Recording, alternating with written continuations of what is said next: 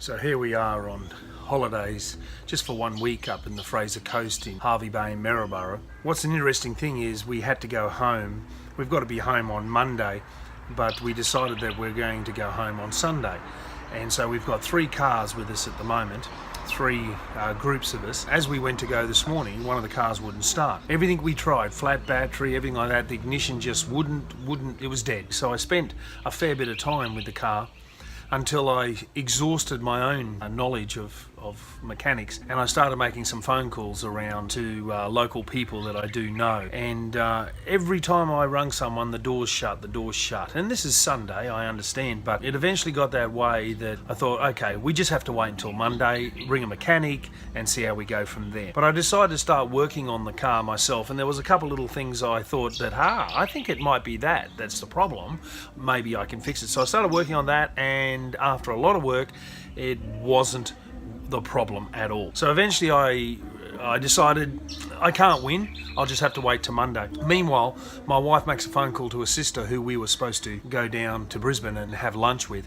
And she said, well, look, you guys wouldn't have made it anyway. Everyone's coming back on Sunday. You wouldn't have got here by lunch. It would have been somewhere after dark because the amount of traffic coming from the north coast and everything like that down into Brisbane. But you know, I prayed, God, please help us. Please help me find a way to get this car started or whatever it'll be. But your will be done. And no matter what I did, it didn't seem like God was going to help me in any shape or form get this car started so we could to Brisbane for lunch. And it eventually got to that stage where I realised God doesn't always answer your prayers the way you think. And I really just sat there and thought to myself, you know, who knows whether God even stopped that car, because we could have been involved in a car accident. We could have been sitting in traffic for hours and hours and hours, having no fun whatsoever. As a Christian, I've just got to have faith that at times God will close the doors, and we just got to trust Him that even though I know, or I don't know rather, that we were protected from a car accident or whatever, I'm just by faith, I'm just accepting the Lord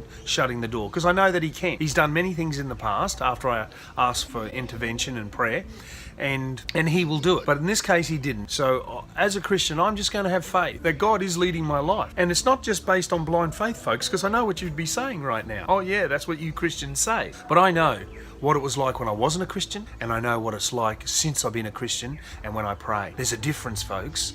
And this time I see it. And that's why Christians at times says things that seems ridiculous to non-believers, that we're just clutching at straws looking for miracle. But once you become a Christian and you do rely on the Lord Jesus, you will see changes in your life. And eventually you see how He has a hand in everything. And that's why we Christians probably quite often bug you with that. In actual fact, if you would just take the journey yourself and put some faith in God, you yourself would see why we talk about these things, that it was God's will or not God's will. So I'm just happy to content. I'm a contented person. I'm not freaking out now. Oh, I've got to get to Brisbane, I've got to get back, whatever. I know that God is leading me. And I do that because so much in the past, I have had faith in Him. He has led me, put me on the ground, on my 2 feet, and I know it from the past, folks. So I then look into the future and know that God is leading my life. And I tell you, it's a feeling of security, of joy and peace, knowing that there's the big man looking after me. He really is. And I really hope that somehow that you could find Him for yourself, if you would only open your heart and search. Well, bless you. I just wanted to share that today with you, for whatever it may be worth to you. I just hope it'll bless you.